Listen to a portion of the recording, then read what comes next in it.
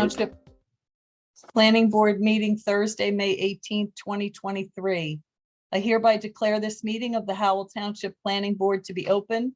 Adequate notice having been given pursuant to the New Jersey Open Public Meeting Act in the following manner. First, on January 6th, 2023, a copy of said notice was mailed to the Asbury Park Press and the Star Ledger. Second, on January 6th, 2023, a copy of said notice was hand-delivered to the clerk of the Township of Howell.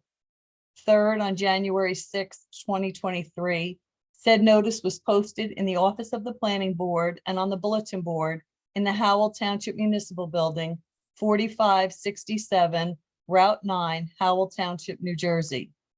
Members of the public will have a chance to ask questions and comment on applications once the chairman opens the hearing up to members of the public. If you wish to ask questions or comment on an application, you will need to use the raise your hand feature and we will bring you into the meeting one at a time. You will need to have audio and video capability. You will be sworn in and you will need to provide your name and address. For anyone calling in, you can press *9 to raise or lower your hand and *6 to mute or unmute yourself. This meeting is being videotaped for possible future broadcast on Howell Township TV 77. Thank you. Roll call. Mr. Cristiano's been excused. Mr. Greenfield's been excused. Mr. Husser's been excused. Mr. Leggio? Here. Mr. Seaman? Here. Ms. Talente? Here. Mr. Tannenhouse? Here. Councilman Gager? Here. Mr. Kyle's been excused. Mr. Mercer? Here. And Chairman Bavai's been excused. You have a quorum. Okay, so our chairman and vice chairman are not here tonight, so we need to elect a temporary chairperson. That would come from our class 4 members. So Eileen, I think it's Mr. Seaman, Ms. Talente, and Mr. Tannenhouse. Correct. Okay, so if we could get a nomination for one of those three for acting chairman for tonight. I mean, given the nature of tonight's agenda, I would like to nominate Brian and defer to his experience in the role. Okay, is there a second? I second. I second. Okay, Eileen, if you could take roll. Before you go too far on that, I appreciate everybody with that vote of confidence. Just want to point out that if we get to the Avent Brothers application, I They've will. asked to be carried. Yeah. Okay, I have no conflict then. Perfect. Mr. Leggio? Yes. Mr. Seaman? Yes. Ms. Talente? Yes. Councilman Gager? Yes. Mr. Mercer? Yes. And Chairman Tannenhouse. Sure. Motion carries. Thank you. We got it. Okay, Chairman Tannenhouse, I turn it over to you. All right, could everybody please rise for the Pledge of Allegiance and a moment of silence for all of our first responders and those both serving here and abroad. I pledge allegiance to the flag of the United States of America and to the republic for which it stands, one nation, under God, indivisible, with liberty and justice for all.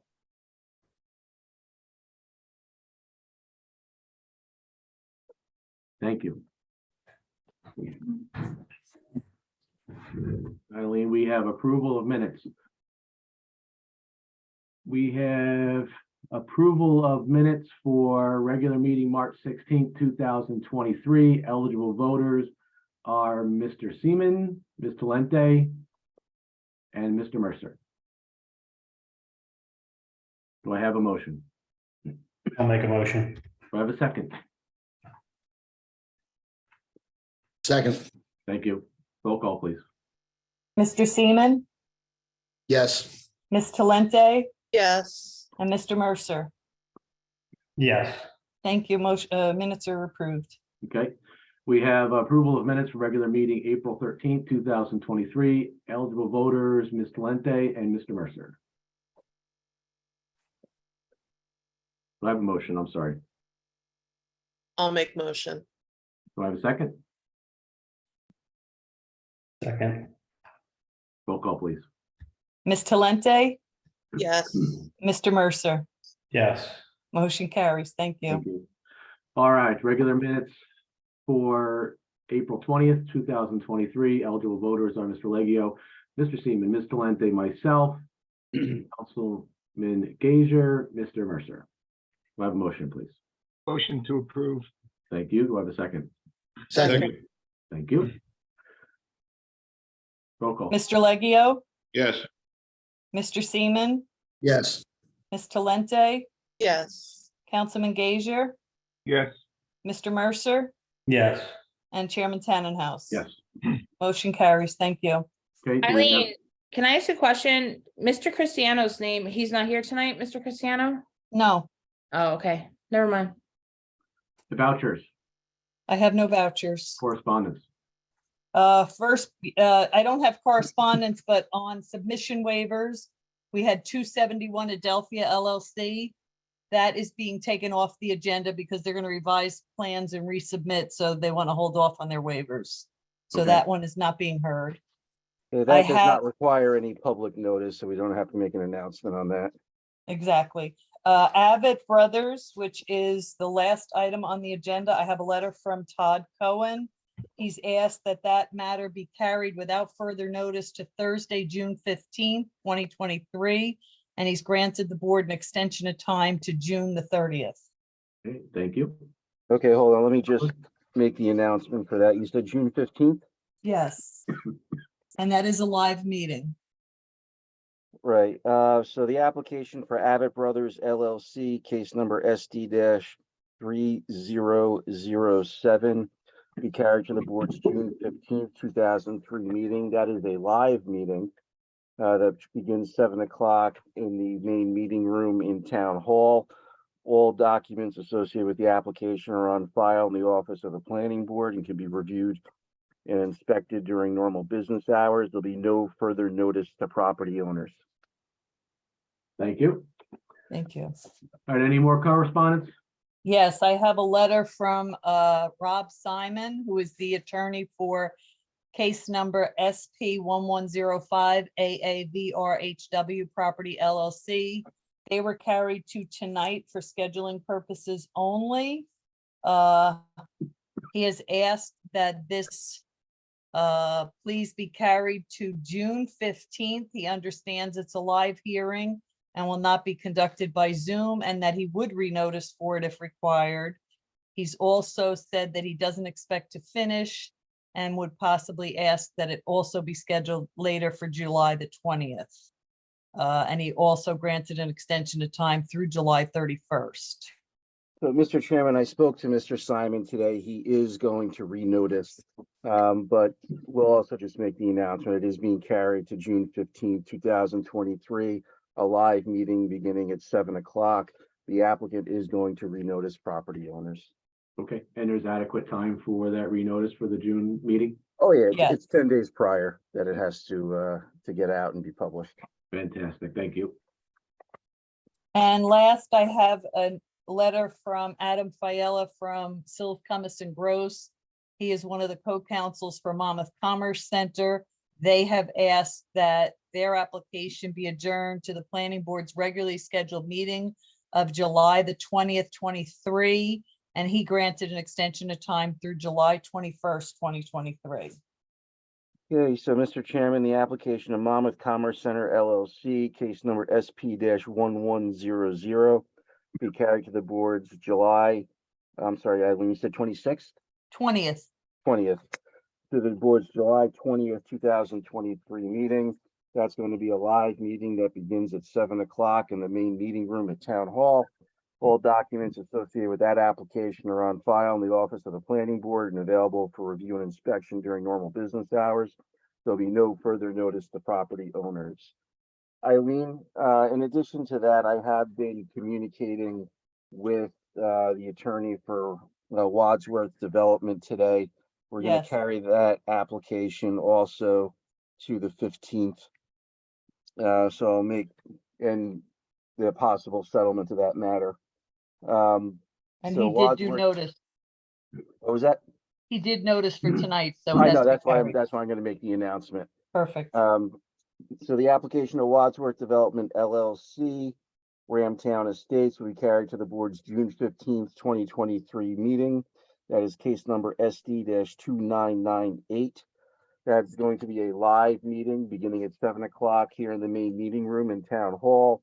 All documents associated with that application are also on file in the office of the Planning Board Secretary and available for review and inspection during normal business hours. There'll be no further notice to property owners. And that's all I have. Okay. Rob, it would have been a light meeting. You should have taken chairman. All right. Any resolutions? I have no resolutions. Okay. First submission waiver to be seen tonight is case number SD-2997A, Larrabee Realty LLC. That's Mr. Pape's case. Mr. Pate? Yes, good Welcome. evening. Good evening, Mr. Chairman, board members, board professionals. Kenneth Pape on behalf of Larrabee Realty. This was a subdivision, a two-lot subdivision that was technically a preliminary and final major subdivision that the board entertained in 2021.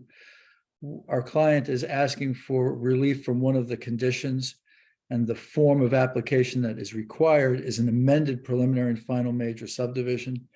We're asking for waiver relief from all of the technical requirements that go with a subdivision. There's virtually no change to any elements of the plan, other than our client will ask when we have our hearing that the time to demolish the existing structure be extended to next January. So those items that are listed in Ms. Newman's April 17th report as checklist items on page 2, we're asking that they be waived for purposes of coming before you for that limited relief. I would defer to Ms. Newman. You swear or affirm the testimony you're about to give this board is the truth, the whole truth, and nothing but the truth? I do. So, Mr. Chairman, members of the board, as was indicated by Mr. Pape, we have an April 17th, 2023 review letter. The submission waivers are specifically outlined in item 2, specifically sub-items A through I. And given the nature of this application as it being relief of a condition, I take no exception to the granting of those waivers for the purposes of deeming this application complete. Thank you. Okay, if anybody has any questions? If not, Mr. Pape, does that conclude your testimony? Mr. Chairman, that is the presentation. No one has any questions, I'll entertain a motion.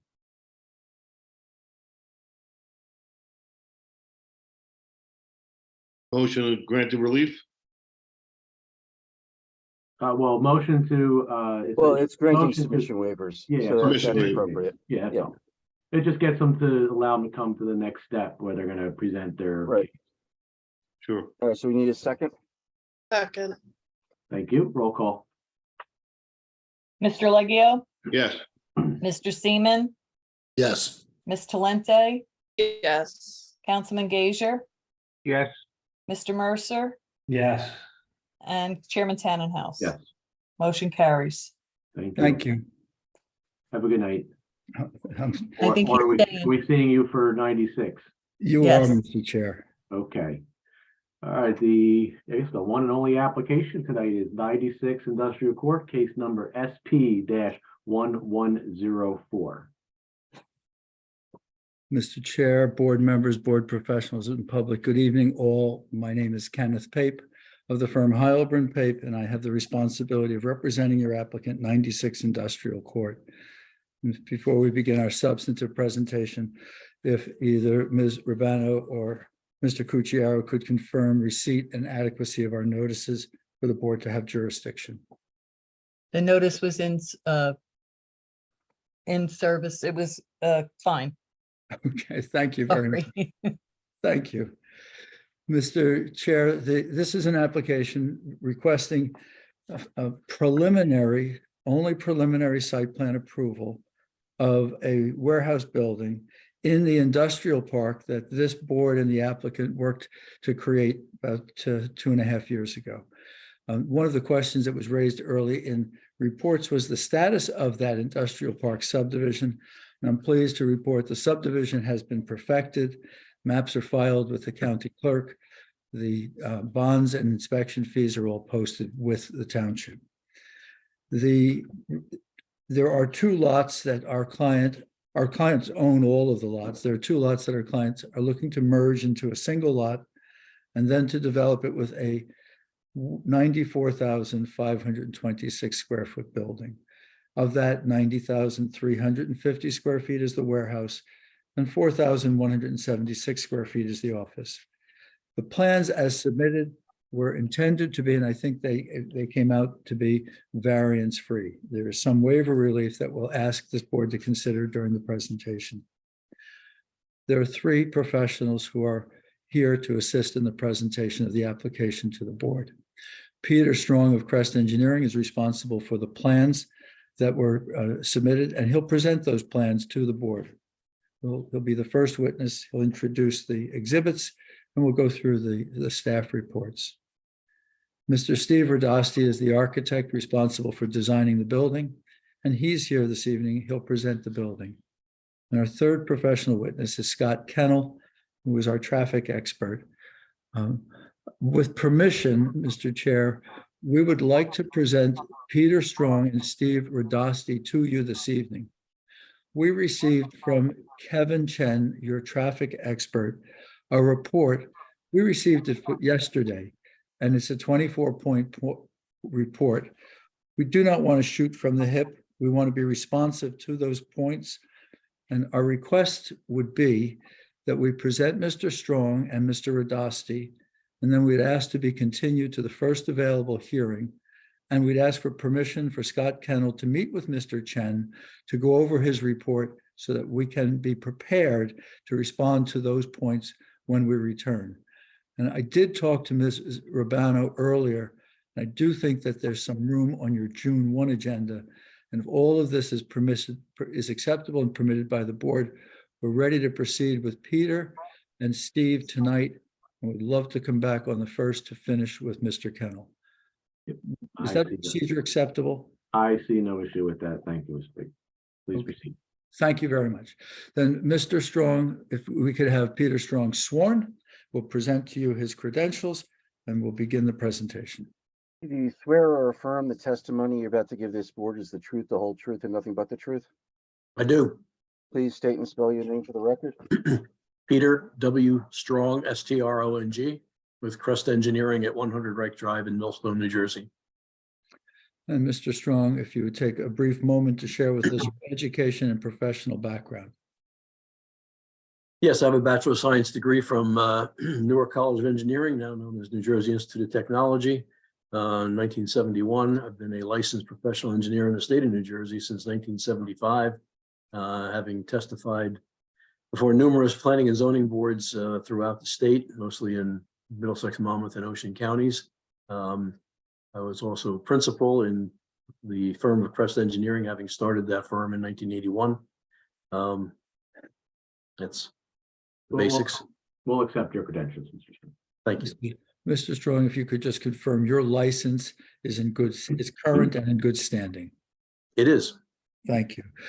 If you could identify the exhibits that you would like to have available, are you, and Mrs. Rubano, are we screen sharing or are you running? We are? No, you are. Okay, Peter, I can do that, yes. very good. So if you could identify the exhibits from which you're working, and then I'll ask if you could give us an overview of the property and an executive summary of the plan before we go through the details. Yes.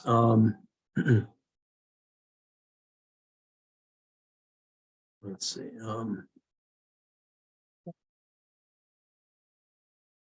So.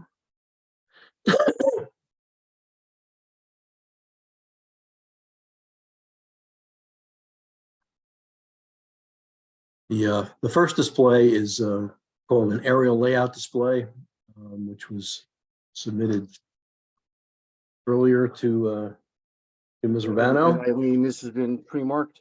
Yes, that's A19. Okay, go ahead, Mr. 19, Strong. that is correct. This this aerial shows the vicinity of the project, including the the two lots are the subject of the application, lots 36.06 and 36.07 in block 168, outlined in yellow. It also shows a 500-foot radius around that particular site and the existing conditions that are around it, including other industrial buildings that have been in existence for a while to the northwest of the site, railroad along the back line. Hey, Mr. Strong. I'm sorry, I don't mean to stop you so early in your testimony. One of the comments we had from the Farmers Advisory was about a 500-foot comment. What is the importance of the 500-foot buffer? Could you please educate me on that? For the agricultural land you're talking about? Well, you're showing a 500-foot buffer around the. No, I'm not sure. It's not a 500-foot buffer. It's a 500-foot radius around the site. Yeah. Just showing If I may- where 500 feet from the property lines would fall. Mr. Chair, Not a it's buffer. it's an election of the applicant to Okay. identify what's within 500 feet of the property. Okay, thank you. That's Appreciate correct. it. Thank you. That's correct. Yeah. So the property is currently unimproved. It's mostly wooded. Industrial court, as this board has previously approved, will be extended along the frontage and then turn and go back towards Vanderveer Road, which is to the bottom of the map. The property itself would be improved as shown in the orange and white, which includes the 90,000 square foot warehouse, the 4,000 some odd square feet office space that would be in the second floor area of the warehouse building. 3 stormwater detention basins, southeast and west basins, and well, a car parking area would be on the north end of the building, or the west end of the building. 35 parking spaces in that area. There are 11 loading docks to the south end of the building, along with the driveway to accommodate that. And there are an additional 10 parking spaces to the south west of the building itself. So that is the proposed site configuration and alignment, and showing that on top of the existing aerial map of the site. And Peter, with that 500-foot radius includes a number of the lots that were created by the industrial park that was just filed. Is that correct? Yes, across the street on the northerly end of that is a lot that was subject of an application along with lot 2, which is this building, the Janico building at 88 Industrial Court. Those 2 properties were approved by this board a month or 2 ago for improvement as an additional warehouse building on that site with the shared driveway that comes out to Industrial Court. There is an additional 3 additional vacant lots that would be created when were created when the map was filed, and will be in place when the roadway is actually extended. And then there is to the south an open space lot that extends all the way from the railroad to Vanderveer Road, where the existing wooded area is shown on the site map. So this is an interior lot in that industrial park. Yes, it is totally interior to the industrial park as far as the access and frontage goes. There's property to the east that is other industrial property on the other side of the railroad, but that's everything else is within the industrial park that was created recently. If you could take us to your rendered exhibit, your rendered site plan exhibit.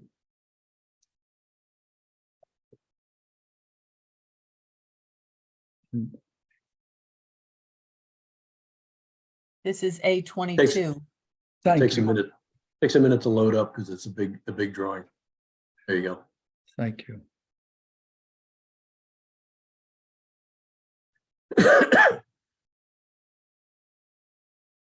So this is a better view of the proposed site development. Again, the 90,000 square foot warehouse building with the second floor office, the 35 parking spaces on the north end of the property, the building. There are 3 detention basins. As I said, this one is, we're calling the west stormwater basin, the east stormwater basin, and the south stormwater basin. The loading docks along the southern side of the building, and with a secondary access out to industrial court, and a small car parking area that we would expect to be used for the trucking operations that would operate out of the south end of the building. So they have someplace to park reasonably close to the building. Mr.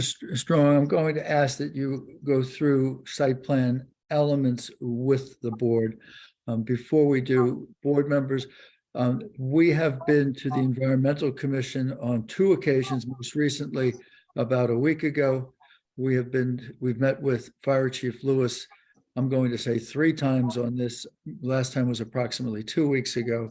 And we have made modifications that were responsive to Mr. Fire Chief Lewis's suggestions. And that'll come up as we move on. When we were at one point, the Environmental Commission asked that we provide some time ago a phase 1. Not only did we provide the phase 1, but we provided the phase 2 and the response action outcome letter, which confirms that all environmental conditions are now cleaned up on this entire site. And that was provided to the commission as well as to this board. And I note that they have been entered as, I think, A16 as part of the record.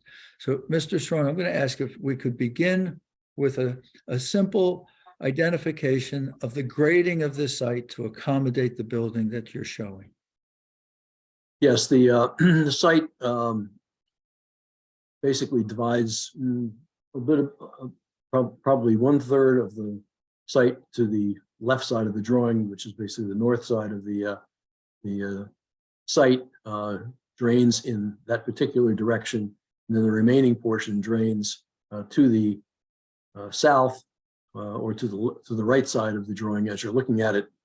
And we have set up the building and the grading so that the area that is got the loading docks is working with the existing contours as much as possible to send the drainage in that direction without excessively grading the site, trying to work with the natural contours of the land that are out there at the present time. So that's how the grading is set up. The northern infiltration basin would drain to the industrial court stormwater system at a reduced flow from the existing conditions as is required by current stormwater regulations, and the area to the south would drain to the 2 east and south infiltration basins, and would then discharge to the wetlands area without actually encroaching into the wetlands area.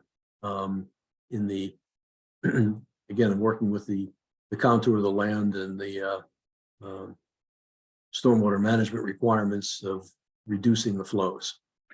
And these basins, sandy bottom infiltration basins. Yes, they are.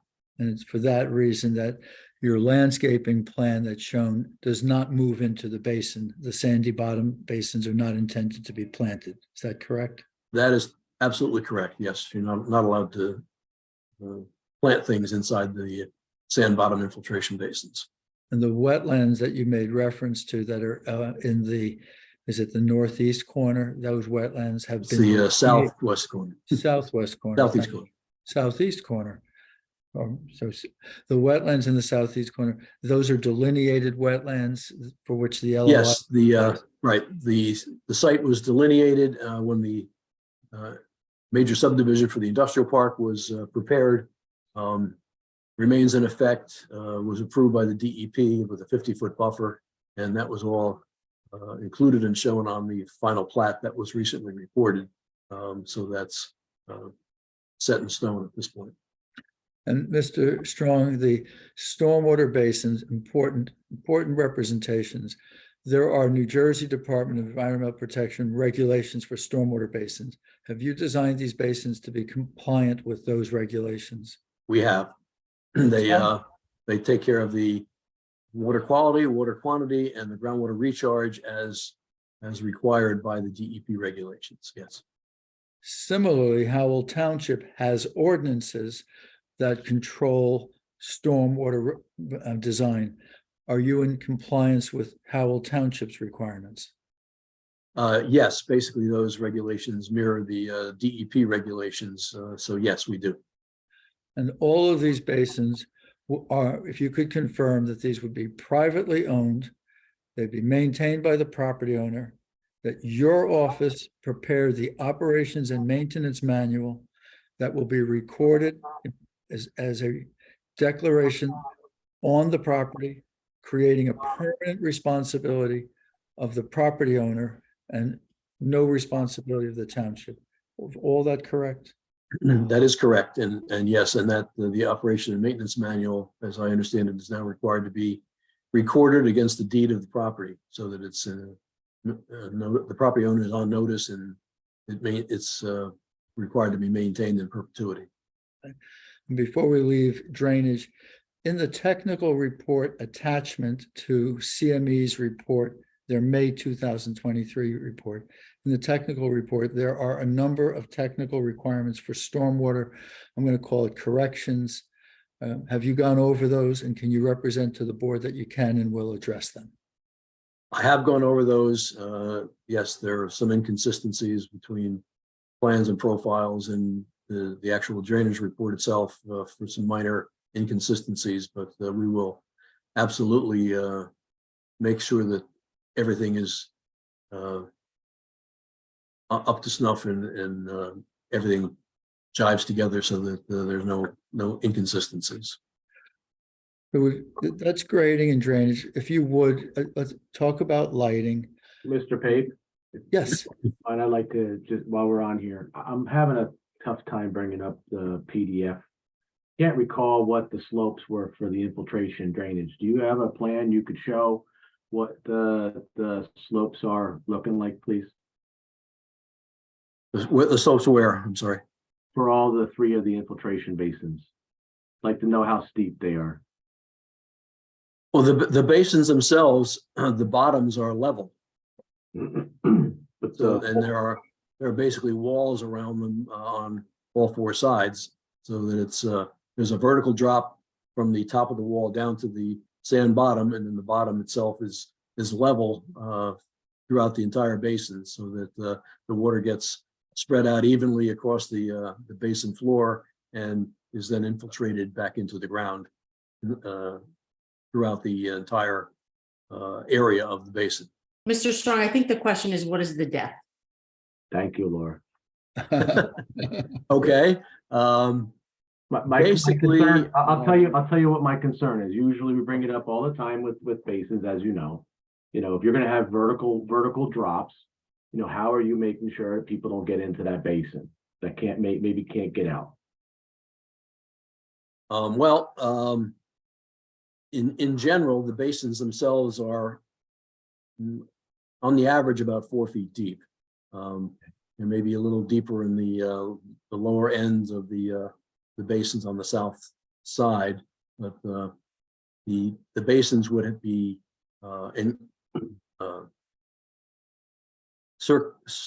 have fences around the top of the walls with basically we're putting in a 4 foot tall post and rail fence with a screen mesh on those fences to keep people out, especially children. Not that there should be many children or any children in this area, but if there are, these fences would keep those children out. Yet at the same time, the fence is only 4 feet high. So if somebody did get in there, someone on the outside could actually get in there without too much difficulty to assist them. Mr. So- Strong, is the mesh on the outside or the inside of the So, split? so rail fence? hold on, let's get, Mr. Cuchero, could you please swear in our professionals?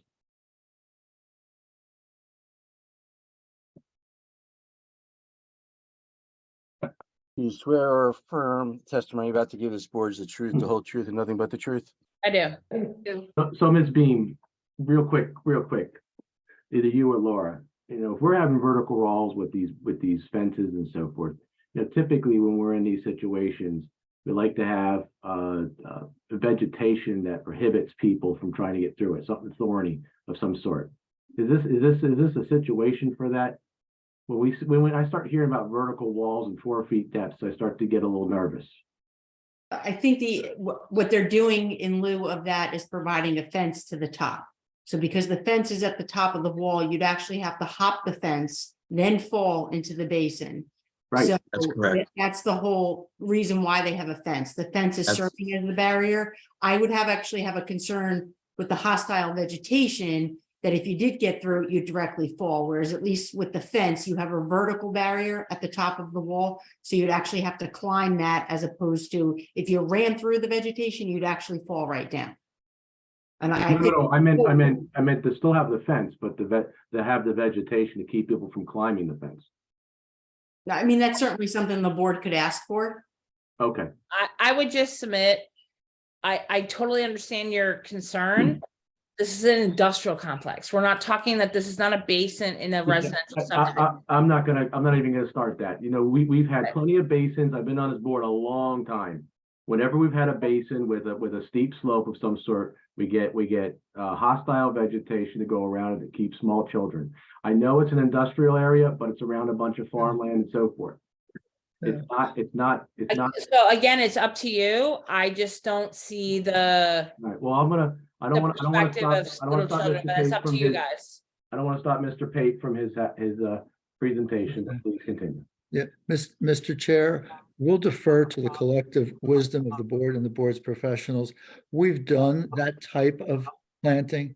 I think Peter and I have done it a number of times using a red privet. It's a thorny privet. Or barberry, Something like that. I mean, yes. and so that Yeah, however, we don't want to use barberry. A lot of those thorny shrubs are invasive, and we don't plant them anymore. But Oh. there are some that we could use, but definitely not barberry. okay, we'll defer to Okay. your collective guidance.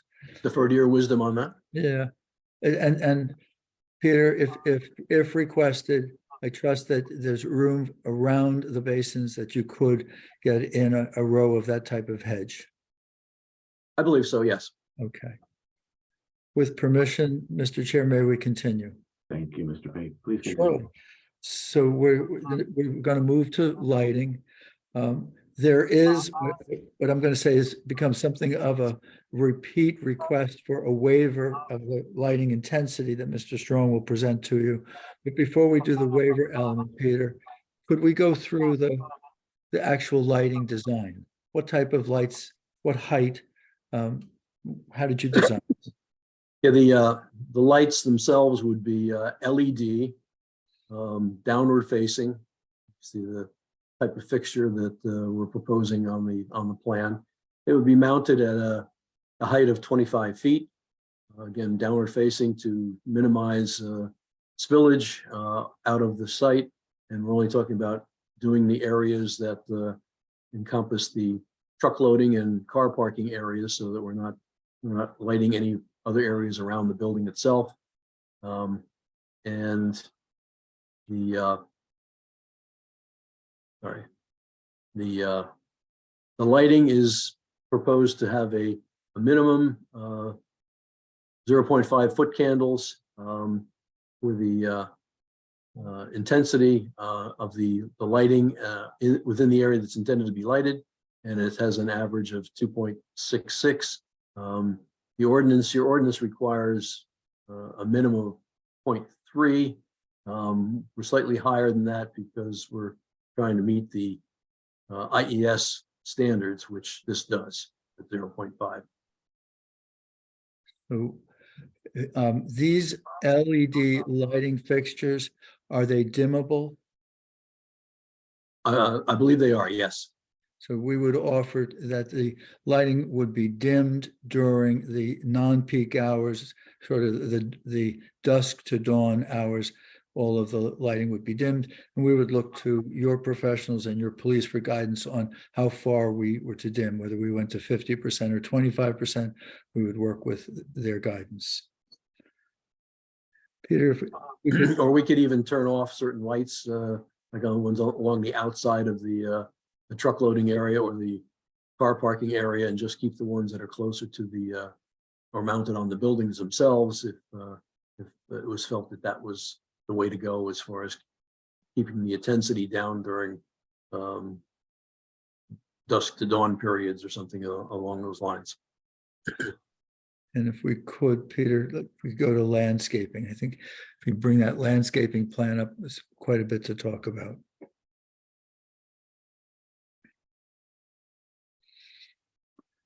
You want this one, or you want to look at the site, I'd like to the look at render, it. the colored rendering?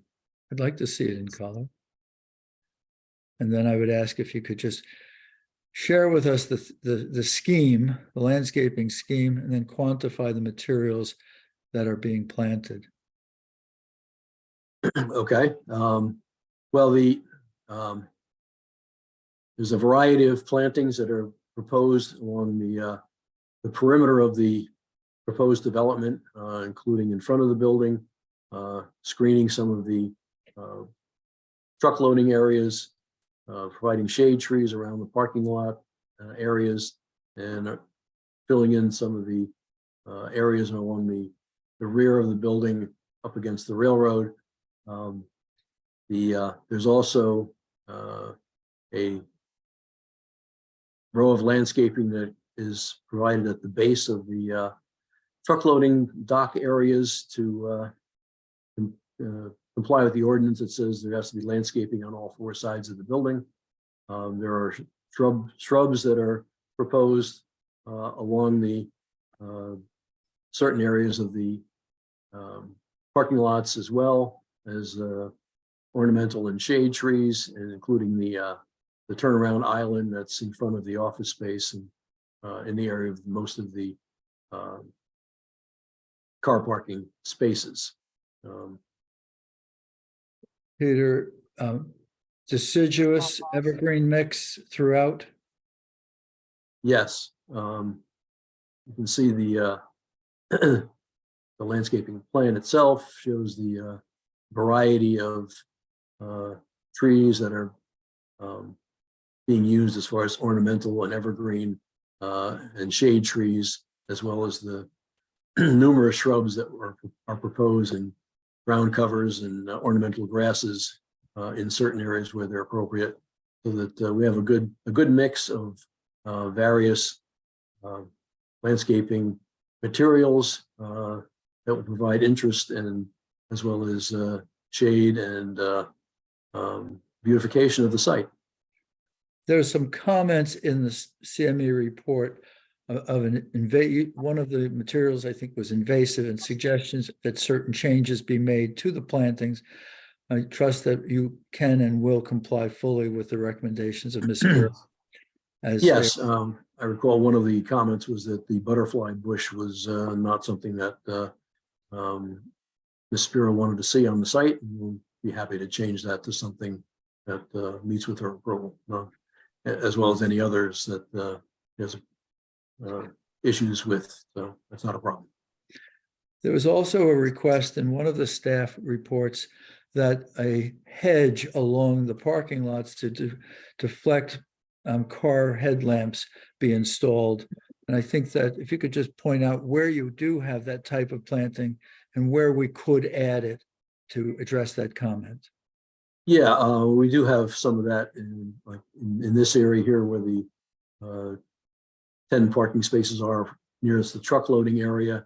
And we have obviously various types of landscaping to kind of screen the truck loading. But we have some that we could be adding to the perimeter of the site, adjacent to the adjoining industrial site, we have more that we've already proposed along the northerly portion of the 35-car parking area and around the existing building and parking closest to industrial court. But we can, like I said, we can add more to that. And if we need to put other types of shrubbery, as we were just discussing, adjacent to the fence to kind of discourage people from going near the infiltration basins, we can do that as well.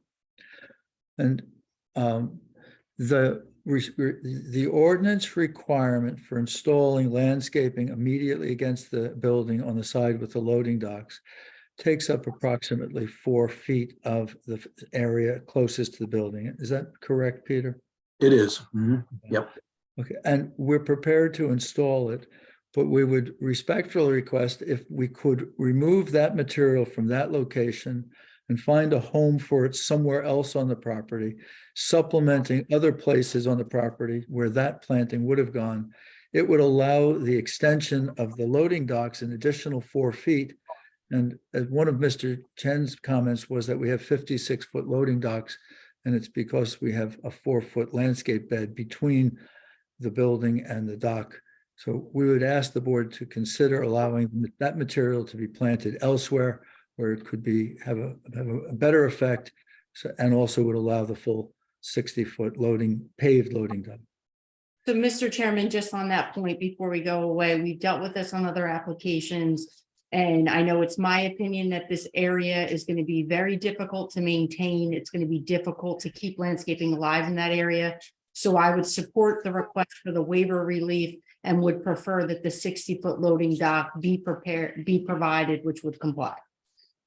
If someone else on the board has a comment, I would agree. Very good. Then we're not looking to avoid planting the material. We'll find a place for all of that on the site. And there is a comment also that we have removed more trees than we are replacing, and that there's in the comment, it indicates that it appears that there's no additional locations on site to plant, and there is a calculation of the funding into the tree fund. We request the right to place funds in the tree fund account, but I talked to Peter, and I think if we try one more time, we might get another 10 or 12 trees on this site. We'd like to do that, try one more time before we go into the funding to maximize the landscaping of the site. So, Mr. Chairman, what I would recommend is if that's not resolved prior to the applicant returning, that perhaps, since they're only seeking preliminary tonight, we hold off on the granting of that relief until final, when they've had time to review the landscaping plan, provide the additional trees, and we finalize it at that time. That sounds reasonable. Okay, thank you, Ms. Newman. So grading and drainage, lighting and landscaping, Peter, circulation and parking, more will come from Mr. Kennel when he testifies at the next meeting. But as the person who's responsible for the design, if you could take us through the loading areas, the parking areas, and the driveways on site. Yes. Come on. There we go. So again, this is the site with most of the other items removed. This is the bare bones, the warehouse building, the 3 detention basins, excuse me, and the northerly driveway off Industrial Court that services the basically the office area of the site. And we show how a fire truck can access the site itself without any problems or issues. On the southern end, we show a WB62 truck that would come off of Industrial Court, proceed to the end. We provided a turnaround area for trucks so they can utilize that, and then back into the loading dock spaces that are provided in the southern end of the building site. So I think we show that the intended or expected vehicles that would utilize the site can actually transverse the site itself without any issues.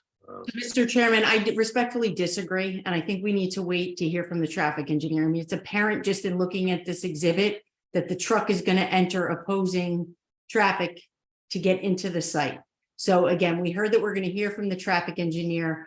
The traffic engineer from my office, Kevin, has a pointed letter. I would just respectfully ask that everything related to on-site circulation, traffic, as it was indicated by the applicant in opening, they're going to take some time to look at it. They don't want to throw it out there.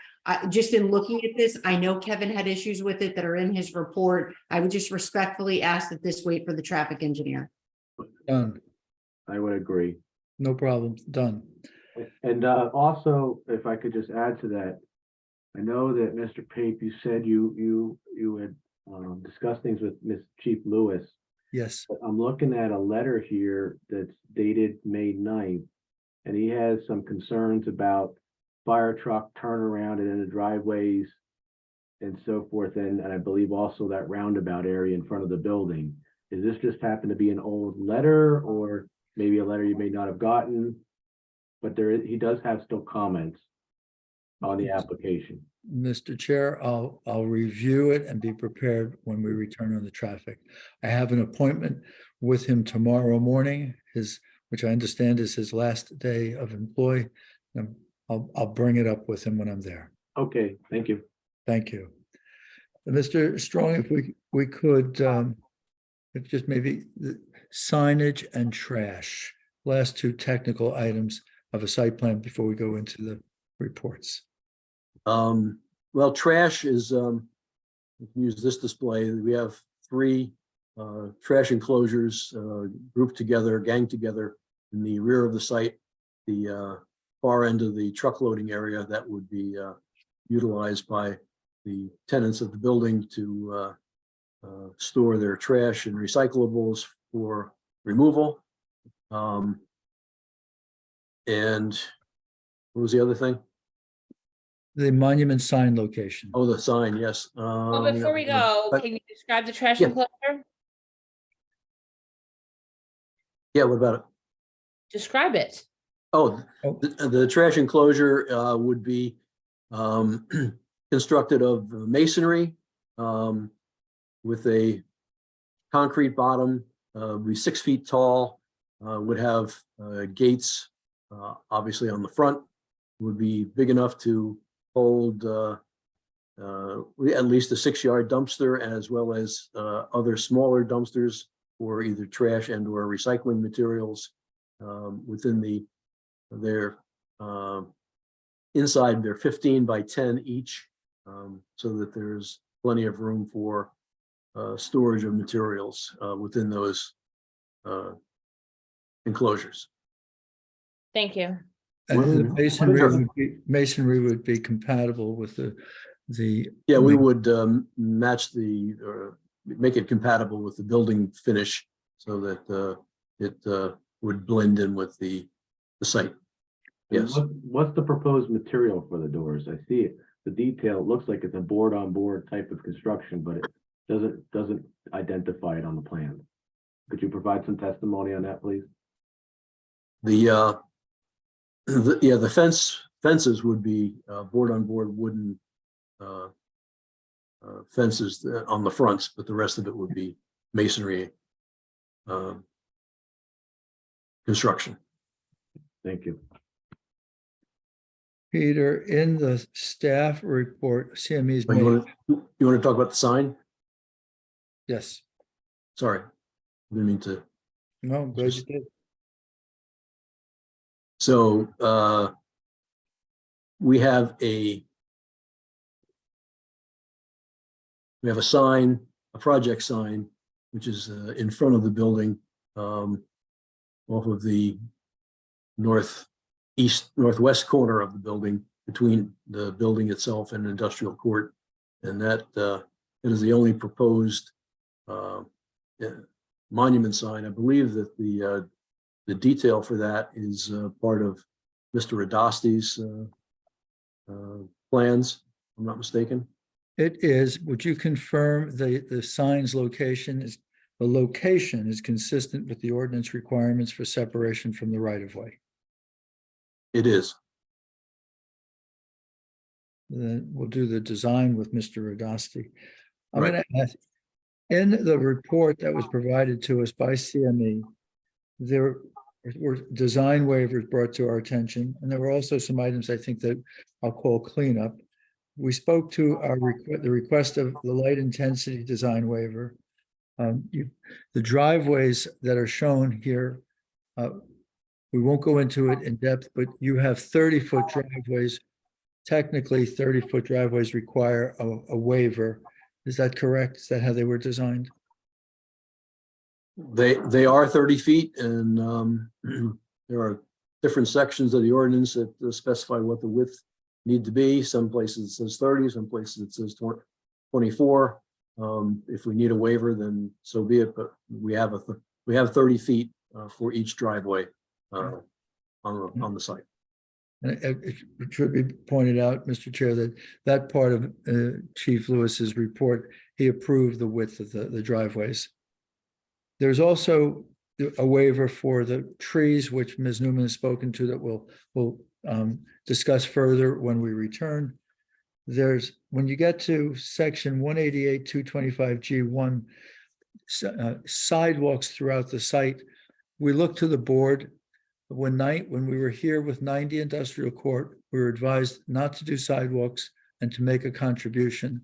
Again, we're prepared and we have room for sidewalks if requested, or we can make a contribution. We defer to the board's collective wisdom on that point. Thank you. Does anybody on the board have any comment about that? Otherwise, I don't see any purpose in having a sidewalk unless our professionals feel differently. Not in this area, I don't. Okay, thank you. And there are a couple of points that are if I go in sequence, but the next points are architecture, so we can jump over those. Peter, section 188-106C, it says that periodic ramps from the street to the sidewalk shall be no less frequently than 65 feet. Can you amend the plan to comply? Yes, we can and we will. That would be in this area here where the parking lot is closest to the building and the parking spaces are nearby. We would provide the ramps at 65-foot intervals. Yes. And it's your design of the vehicle parking areas and the loading or staging areas. You've used a porous pavement. If you could identify where those areas are, confirm that they're the low intensity uses, and then describe just what it is that you designed so that we can frame the waiver request for the board's consideration. Yes, the parking spaces themselves in the north end of the building,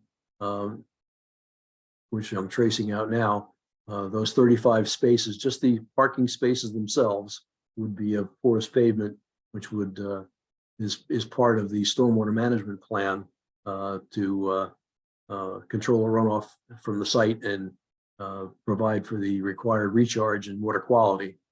So the driveway itself would be of the standard pavement section as required by the ordinance, not the stormwater ordinance, but the regular ordinance. Mr. Chairman, if I can, I'm just going to chime in. So, I mean, this is an issue that in order to comply with the green infrastructure requirements, there's essentially a conflict in our code. It is a private site. I would acknowledge that the porous pavement is in keeping with the regulations for green infrastructure from a stormwater perspective, and I take no exception to the waiver as requested. Thank you. Thank you. Thank you. The next one points out that a hedge. Before we jump off of that topic, Ms. Newman, if we're gonna have porous pavement, there's maintenance that's associated with that. Does that then get put into the storm regulation manual, maintenance manual that gets? It absolutely does, and it has to be deed restricted, yes. Okay. Yeah, it goes into the O&M manual and it's part of the deed restrictions that are recorded against the property. Yes. Fantastic. Thank you. Thank you. Thank you. The next one, it points out that a minimum of a 3-foot-high, 4-season hedge around the parking lots. What we spoke of just a moment ago, wherever you don't have that hedge, you'll add it to the landscape plan. Yes. Thank you. Let's see, the next one is all off-street parking, off-street loading and service areas and outdoor dining and seating areas shall be separated from walkways, sidewalks, streets and alleys, bollards. Mr. Strong, bollards will be installed to be in compliance with that section of the ordinance. Yeah, I think the area that we're talking about is these 8 parking spaces here that are perpendicular to the building, and we would provide bollards in that location. And there's no EV charging stations yet in your design where you can indicate will comply and bring, I think we all need one, a stalk with 2. We could have a stalk with 2 EVs shown on the plan. Yes, we will provide EV charging. Yes. There's one thing that we wanted to ask the board for some direction. We have 45 parking stalls and the ordinance requires this project to have 32 parking stalls. There are a couple of parking stalls that are within the 50-foot setback of industrial court. Mr. Strong advises me that on the right, there's 5 of the parking stalls that are in the 50-foot setback. And on the left, there are 7. So those parking stalls, 12 of them, if removed, would still leave us with the requisite number of parking stalls. We'd like to keep them. We see a benefit in having a couple extra stalls, but if their location is not something that the board's comfortable with, Mr. Strong, if you could confirm those could be removed and the integrity of the plan would not be damaged. That's correct. So just wanted to focus on those 12 stalls so the board knows we look to you as to whether they stay or go. Do you need us to comment now? Do you want to pause and do a comment or deal with it at the end? Mr. Chair, I'm just about finished with Mr. Strong. I would very much like to hear from the board comments on that and anything else that we've presented so far. So Thank I'll defer to our professionals to weigh in on that. Does it make a bit of difference? It needs a variance. And before Mr. Strong is done, we're gonna need to discuss the location of the septic system as well, which also needs a variance. Sure. So it's up to the board if you want the additional parking spaces. And I would, I guess, push it back to Mr. Pape. Do you need them? Like, you know, This building, as you'll hear from Mr. Adasti, it's as warehouses go, it's one of the smaller ones. It's intended to be a 1 or 2 tenant building. We think that the ordinance allocates adequate parking, but it's 12 stalls. I'd say, Jen, it sounds like we're getting to the point of recommending we just become compliant. Makes life I mean, easier. it's up to you. If they don't need them, then, you know, they need variance relief. Yeah, So if there's not a necessity, I don't see the point of having them. Okay. I do also want information about the septic because that also needs relief. So Peter and I were looking at that earlier. There's 2 elements to the septic system. There's the field and the tank. It's our understanding that tanks are permitted in the setback, but the fields are not. And Peter has found a location where the field can be just slightly moved to get out of that front yard. And Peter, could you identify that to the board? Yeah, I think right now we're showing the septic system potentially being in this location here between the building and industrial court. I think that we could probably fit it into the area where I'm tracing my pointer between the parking spaces and the building on the north end of the site. Would mean moving some of the landscaping out, but I think that we could comply with the space requirements and move it out of the front yard if septic beds are not allowed, even though septic tanks are. So that's the offer, Mr. Chair. And does that sound reasonable? To Jen's point, I think we have to see it designed. So again, we know that we're not going to be completing it tonight. I would, again, it's a variance, as Jen indicated. So if the variance relief can be abated, I think it should be abated. And update the plans before the next time they come, correct? Correct. Okay, In addition, I know Jen stated it, but just my opinion is that this should be parked to the required number of parking stalls, and not with additional parking stalls that require relief. Mr. Pape, I think you have your direction. Yeah, no, thank you very much. That is, Peter, I think Peter and I went over this in depth. I think we have come to the conclusion of your direct presentation. Am I correct? Yes, yes, Okay, yes, it is. Thank you, Mr. Chair. That concludes Mr. Strong's direct for tonight. before he jumps off, I'm sorry, I don't mean to go back to the basins, Sure. but my computer has finally cooperated. If you look at the topography on the upper left-hand corner, let's go to the plan north. Up here? Or, yeah. You can just zoom in on that, Mr. Strong, please. Per your drawings, it looks like the top of sand elevation is 118, but the perimeter on one side of it's 124, and the other side is 125. And it's the same similar type of scenario on the other two. If you wouldn't mind, I think if you could cut a section through those basins for the next time we meet, so I could see what the depths of that stuff looks like and where the top of the fence ends up being. And I don't know if, I'll leave it up to our professionals, but I'm wondering if maybe this may warrant a no climb fence type of structure as well. It looks like in some instances, it could be 7, 8 feet. Then you have 4 foot of fence on top of that. Could be 11-foot drop. I mean, I'm gonna defer to the board on what they want. If you want no climb, then that's totally fine.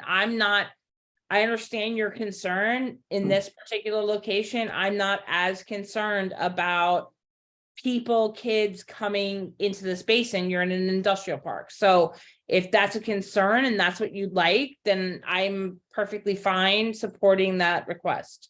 Thank you.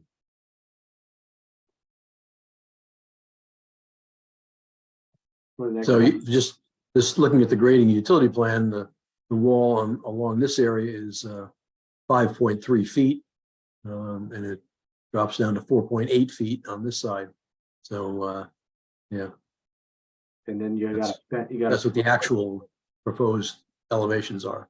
and then am I understanding the plan correctly? You got a 4-foot fence on top of that. Yes. 4 foot above the top of wall elevation of 124. Yes. I think we're going to want to do something creative that keeps people from climbing that fence for one reason or another. Okay. No problem. Whether it's vegetation or whether it's thorny vegetation or it's an actual no climb type of structure, Okay. please. Peter, while we're looking at the basin, if you could describe, and I'm going to say it looks like a ladder, but I know that it's not, where it says 119, 120, 120, 122. If you could There's a describe ramp. it. That's the access into the basin for maintenance purposes for construction vehicles or whatever they need to do to maintain the the basin in working condition, breaking up any vegetation that happens to grow and loosening the sand up on occasion to make sure that it continues to percolate as it's supposed to. But this would be a stone driveway, basically at 10% grade from the parking lot down into the basin itself.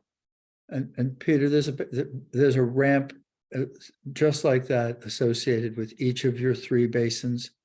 Yes. So each of these basins, although it has the steep walls and has the fences proposed and has a sandy bottom, each of them does have a ramp that is a way out for someone who could walk out. Yes, absolutely. Mr. Pate, Yes, sir. so in the deed this will, the maintenance of these retention ponds will be, specified for whoever owns the building? The way the statute was rewritten, the operations and maintenance manual is to be drafted by the designer, Peter Strong, reviewed by the board's engineer, Laura Newman, and when she finds it to be acceptable, then it is to be attached to a declaration and it's to be recorded at the county clerk to run with the land in perpetuity.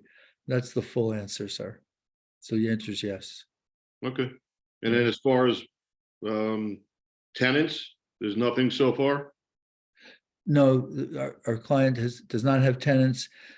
We do not presumptuous. Our clients own all of the property in this industrial park, and their goal is to own and maintain the industrial park.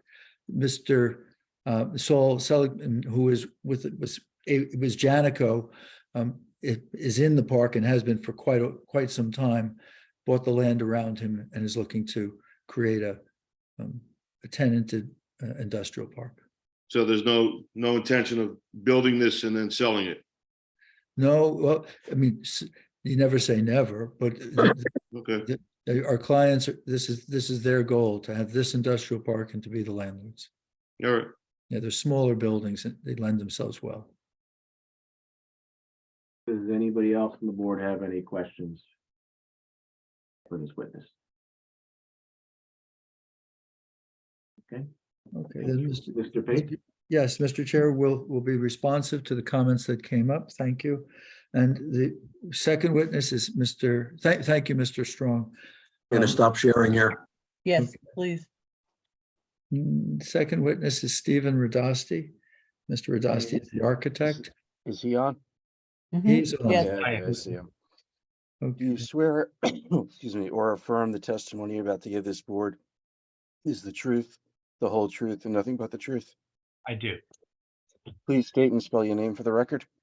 My name's Stephen Radosti, Radosti, and I'm a registered architect in the state of New Jersey. Mr. Radasti, please take a few moments to share your credentials with the board, their professionals, and the public. Yes, so I'm a registered architect in good standing. I graduated from New Jersey Institute of Technology in 1992 with a Bachelor of Architecture degree. I became licensed in the state of New Jersey in 1996. I'm a principal at Perez and Radasti Associates, which is an architectural firm located in Cranbury, New Jersey. I've presented in front of dozens of boards throughout New Jersey, including this board. Acceptable, Mr. Chair? Yes. So testimony this evening then will be from Mr. Radasti as an architect. And Mr. Radasti, are you prepared to screen share your building? Yes, I am. I'm going to ask if you could do so, identify the plan and advise the board whether it's from the plan set or needs to be identified as a separate exhibit. So I have on the screen, I'm sharing sheet SK2, proposed elevation, dated 3/31/23. And this is one of the drawings, one of the two drawings that I submitted in the original application. It's exhibit A4. A4, thank you very much. Thank you. And Mr. Chair and board members, Mr. Radasti has worked in Howell now for a couple of years and knows the importance of exchanging his ideas with Ms. Beam.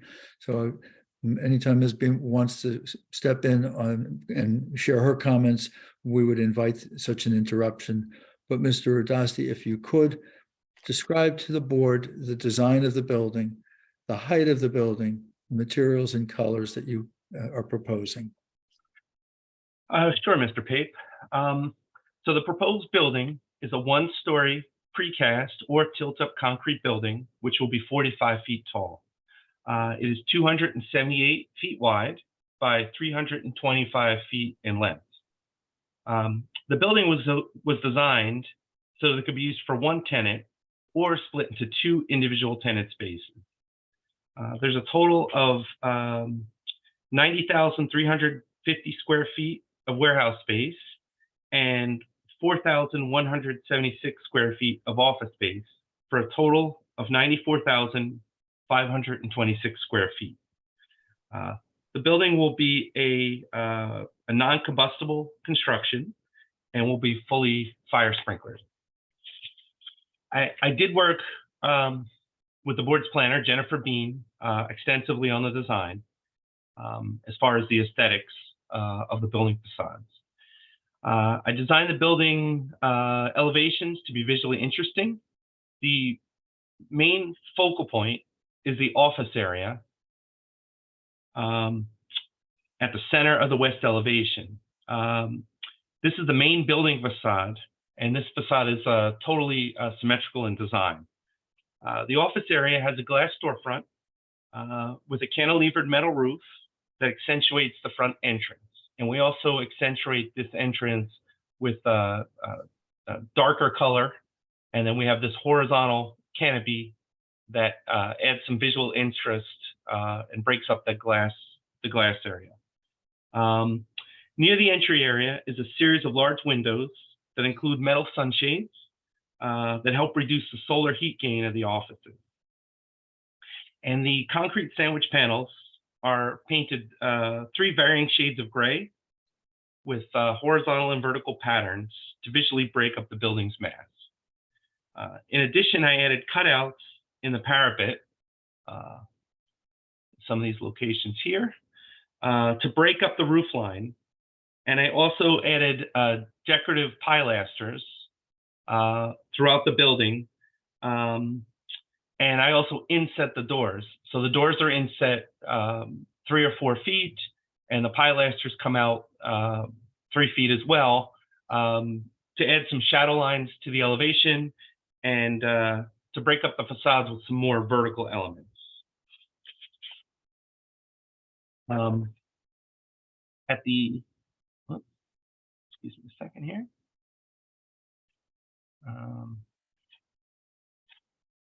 Steve, we're all looking at it, but if you would confirm, you've treated this as a 4-sided building, and the treatments that you're describing are on all 4 sides of the building. That is correct. We have the same materials, colors, finishes on all 4 elevations. So they wrap around the facades. We have this medium color at the bottom. Steve, can I just interject? Yes. I appreciate the testimony that you're providing. I can submit, Mr. Chair, that Mr. Adasi has worked very closely with my office, and we take no exception to the design of the building. Okay, thank you. Thank you. So could I just ask a couple questions then? Well, we do have to give you the green portion and the HVAC portion of the testimony, but of course, Mr. Adasti is available to you. Since we're on facades, just wanted to know how we were planning on draining the roof. The roof would be a low pitch roof, either a TPO or EPDM roof. And it would be pitched at 1/4 inch per foot. And then there would be roof drains that would go down and tie into the storm system. Can you, so there's going to be exterior scuppers that you're going to pick up, and you're going to have gutters coming down the drains? They're going to be either exterior or interior. Yes. Well, the reason I ask is if they're going to be exterior, I would appreciate seeing them on an elevation as part of the application. If they're going to be interior, then we don't need to see them. Okay. Yeah, the intent was for them to be interior. So you wouldn't see them on the elevation. Okay. Mr. Adasti, let's talk about the HVAC system. Talk about those elements, how they're screened from view, and what portions of the building are fully heated and air conditioned and what are not air conditioned. So in general, the warehouse would be heated only with interior radiant heaters suspended from the ceiling. That's the majority of the building. However, the offices will be heated and air conditioned. The offices are centrally located, and the intent was that any air conditioning unit would be located on the roof, and it would be concealed behind the building's parapet. If you could confirm the green methods that you've incorporated into your design? So we included many different green principles. And some of these for this particular building are that the exterior walls of the building would be constructed of precast or tilt-up concrete, which produces less material waste than conventional construction, such as CMU walls. The exterior walls be constructed with concrete sandwich panels. The panels include an inner core of continuous insulation, which has little to no thermal bridging, calming an insulation of other building construction types. And that creates a more energy efficient building envelope. The building will utilize some construction materials that are produced within a 500-mile radius from the building. Some recycled materials will be utilized in its construction, and we will have low E thermally broken glazing, which will be utilized to reduce heat gain and energy loss. We plan on having energy efficient HVAC units, energy efficient LED lighting, and there'll be occupancy sensors utilized to control the interior lighting. We also plan on having higher R value insulated doors, and we will have seals provided at the loading dock doors to reduce loss of conditioned air.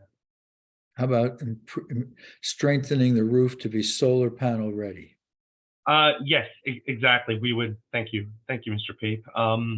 Yeah, the roof would be designed to support the load of future solar panels. What is the proposed color of the roof, if you don't mind me asking, please? Where I was thinking of a white cool roof for the building, probably TPO, possibly EPDM. Color was fine. So it'll be a white roof? Yes. Thank you. Excuse me, Mr. Chairman, I have one quick question when you brought up color. Sure, Mr. Councilman. I heard you testify about gray, light gray, medium gray, dark gray. Do we have an actual rendering of all this? Colored rendering? Actually, this is colored rendering, and I do have on the drawings the Sherwin-Williams numbers for the various colors. So we have Sherwin-Williams peppercorn, which with the color number SW7674. We have nebulous white with the corresponding number, and we also have passive gray with also the number there. So we have three different colors, and we use Sherwin-Williams color numbers on the drawings.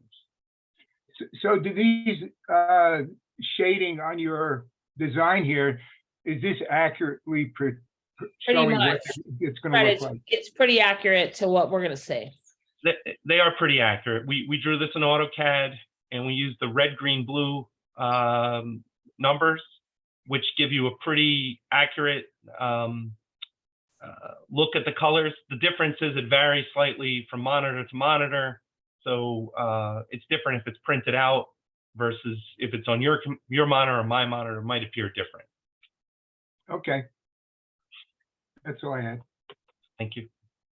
And Mr. Adasi, let's just, Peter described the sign's location. If you could describe the sign, that monument sign that you designed, and also if you could confirm that the building is designed not to have facade signs, just numerals. Yes, the building has no monument sign, no wall-mounted signs, except for the numeral in the upper left-hand corner of the west elevation. That's a 30-inch high address numeral. And then other than that, we have the monument sign. So the monument sign would have matching colors and materials of the building. There would be a 2'8" by 6'8" section of the sign that would be an internally illuminated two-sided LED sign box. There'd be a 2-foot base, and the portion above that is 3 feet. So the sign itself would be 5 foot in height and 12 foot in length, but the 2-foot base is not calculated towards that. So that gives you 36 square foot per face.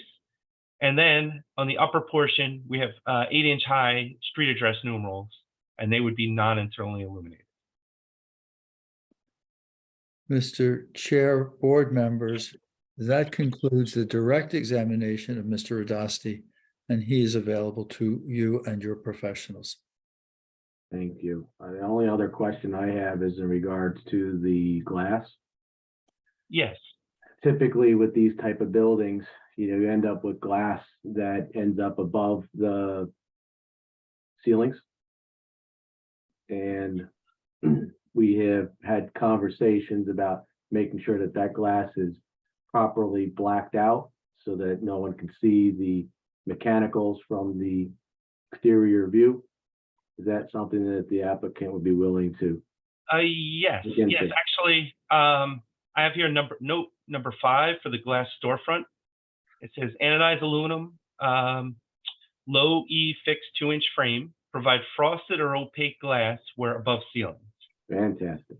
So we have that, and then also anywhere where it's a 2-story one and structure passes in front of it, it would also be opaque where any structure passes in front of the glass. Okay, can you add that to that note about the structure? Yes, I could add that note. Thank you. Do any of our professionals have any comments? No, I don't have any. Okay, I have nothing either, Mr. Chairman. thank you. Anybody else from the board wish to make any statements? Yeah, Brian, I just wanted to, Mr. Cucchiaro, as far as voting on preliminary for tonight. Oh, we're not asking Well, for a they're vote. not, they're going to be coming back to provide traffic testimony, so there's no vote tonight. No, nothing at all. Okay, Nothing at all. No. all right. And there's a list and as far as the traffic, our traffic professional has been in contact with them with certain things like the weight restrictions on Howell Road and that Yeah, kind of stuff. so our traffic engineer has put out a separate report. The applicant is in the process of going through that. They're going to be having a meeting with at least the traffic professional, maybe several of us, to go over point by point and also to discuss the impact of any weight limits with regard to, their traffic report and whether, it would impact the traffic report. So that's why they're not asking for a vote tonight, because all of that's going to happen prior to the next meeting that they come back to. Thank you. Yeah. And if the examination of these two witnesses by the board and professionals is complete for this evening, then procedurally, first, we'd ask for express permission to meet with Mr. Chen for the purposes of going through his report. And second, we would ask that the application be carried without the requirement of renotice or publication. I'm hopeful that the room on June 1st remains. And if that is acceptable, we'd be prepared to return, complete the presentation by all three witnesses, and then we would ask that you open it to the public. Okay, so Mr. Chairman, if it's okay with you, I can make that announcement. Yes, please do. Okay, so the application of 96 Industrial Court, case number SP 1104, will be carried to the board's June 1st, 2023 meeting.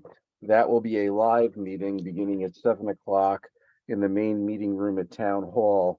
All documents associated with the application will be on file in the office of the board secretary, available for review and inspection during normal business hours, and there'll be no further notice to the public. So this is important. Anyone who's here tonight for this application, you're not going to receive another notice, and the next meeting is live. It is not virtual. You'll have to come to Town Hall at 7 o'clock on June 1st. Again, no further public notice, and June 1st is a live meeting.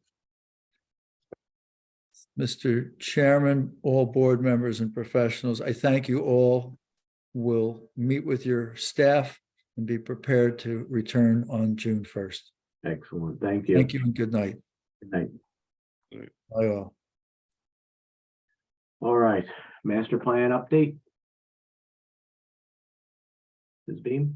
So the farmland preservation element of the master plan is going to come before us for a public hearing, the second meeting in June. Eileen, I can't remember the date off the top of my head. June 15th. June 15th. Okay. Fantastic. And does the draft, just so that the public may understand the procedure, does the draft get posted for public review The prior? draft will be available at least 10 days 10 days prior prior. to the hearing. Okay, fantastic. All right. Just before you adjourn, I just should have brought it up under correspondence. I just want to let the board members know that Mr. Kyle has resigned from the board. And the council is prepared to appoint someone to fill his position on Tuesday, May 23rd. That's their next council meeting. So hopefully we will still have a full board at our next hearing. Okay, thank you. Executive. We've appointed somebody already, and she's going to be on the agenda Tuesday. Perfect. Thank you, Fred. Her name is Jacqueline Pike. Okay. Okay, any reason to go into executive session? No, Mr. Chairman. All right. With that being said, I'll entertain a motion to adjourn. Motion. All in favor? All right. Hi. Have a good night. See you all in person. Wonderbar. Thank Yeah. you. See you in person. Good night. Good Good night. everyone.